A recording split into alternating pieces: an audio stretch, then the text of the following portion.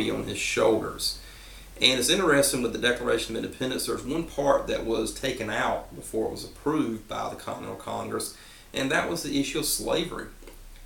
Jefferson, who owned slaves, really didn't like the notion of slavery. He thought it was a sort of a scar upon our society.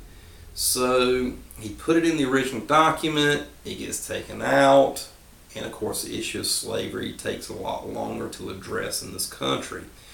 But in the Declaration of Independence, it talks about things such as life, liberty, and the pursuit of happiness, not property. Property, you could say, just filters into the pursuit of happiness, or maybe the founding fathers, who were influential people in our society, didn't think everyone had a right to property. It's up for interpretation. It also talks about our grievances, all the things that the king has done against us. And eventually it more or less says, we are no longer controlled by you, Britain. We are independent. And so long, see ya. Well, really not glad that we met you or knew you. Which would lead to the war. The first shots are fired at Lexington and Concord. Pretty much a stalemate. No one really won or lost those battles. Early on, we're losing the war. George Washington gets control of the Continental Army. He's not very successful. Things are not looking very well for us until, of course, the Battle of Saratoga. It was during that time that we were able to win a very important battle. The French king decides to assist us, and we also had assistance from the Spanish as well. But the French really wanted to jump in feet first because, well, the French and British just don't like each other. They had issues with each other for a very long time. The 7 Years' War that happens before the American Revolution was between the British and the French, sometimes called the French-Indian War. We had the 100 Years' War, which is much further back in history between these two countries. They don't like each other. So Benjamin Franklin's over in France during the war trying to get the king to help us. After the Battle of Saratoga, we start to notice that the French are going to a little bit be more sympathetic in assisting us. So we start winning some wars, and the British do the worst thing that you can possibly do in wartime. There's two no-nos in war. Number one, do not invade Russia before the Russian winter. Ask Napoleon, ask Hitler, not very well. All right, not a great idea. Then, of course, we go to the second thing that you should never do in wartime, and that is to divide your forces. The British did this. Primarily the fighting's in the north. The British decided, hey, let's take some of our troops, put them on ships, go along the eastern seaboard, we'll come into roughly about South Carolina, and we'll march up to the north, and we'll bottle in Washington, effectively smashing him. Well, unfortunately for the British, Southerners are very resourceful.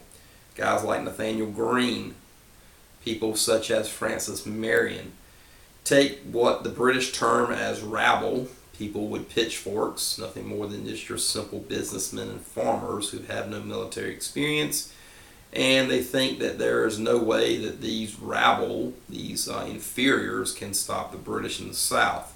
Well, effectively they did. Washington wins in the north. The northern division of the British Army surrenders. Washington turns his attention to Cornwallis, who's the head of the southern division of the British Army, who gets stuck in Yorktown, Virginia, excuse me. The French come in across the Atlantic, so Washington comes from the north. The southern colonists are, really combating against Cornwallis in the south. The French coming from Europe across the Atlantic, and Cornwallis is bottled in. Cornwallis eventually surrenders. The war ends. So at the end of the war, of course, with any end of a war, we sign a treaty. This is called the Treaty of Paris. So in the Treaty of Paris, it basically says we are fully independent from the British.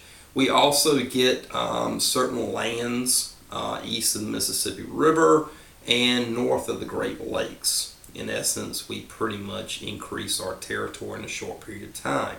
So, yay America. We get more territory, we get independence. Unfortunately, in some of this new territory, there's already people there, Native Americans. They're not going to be too happy with this in the future. But if you're an American, you can eventually say, I am an American at this point. You're no longer British. You're independent. So, with Unit 1, what are we talking about? We're talking about the types of government. We're talking about the push for independence. We're talking about, the revolution in small detail. And then, of course, the end result. We win the war. The Declaration of Independence is a very key document during this time period. And eventually, we have to form a government. That would be the Articles of Confederation, which bleeds into Unit 2, which is sort of a little bit Unit 1 at the same time. But we'll save that for Unit 2 for certain, because the Articles of Confederation, miserable experiment, which would lead eventually to the Constitution. So, hopefully this can be a very helpful tool to you. We'll just have to wait and see the rest of the units. At this point, we are, as of this video, we are in Unit 7 at this point. So I've got to really work hard and do Units 2 through 6 at the very least, so that maybe I can go ahead and start working on the rest of these reviews before the end of the third 6 weeks, so that you can use this to study with. Hopefully I can also shorten the length of this video. I do tend to ramble on, but sometimes too much information is not necessarily a bad thing. And I'll leave you with another quote, a quote from Rousseau. Think about this one.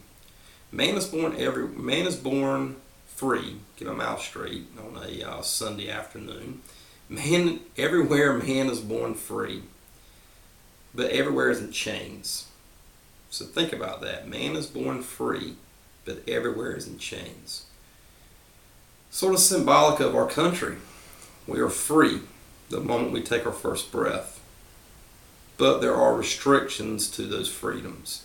Understanding your freedom, understanding your rights, protecting your rights and your liberties is paramount to being a good citizen. So, until Unit 2, later.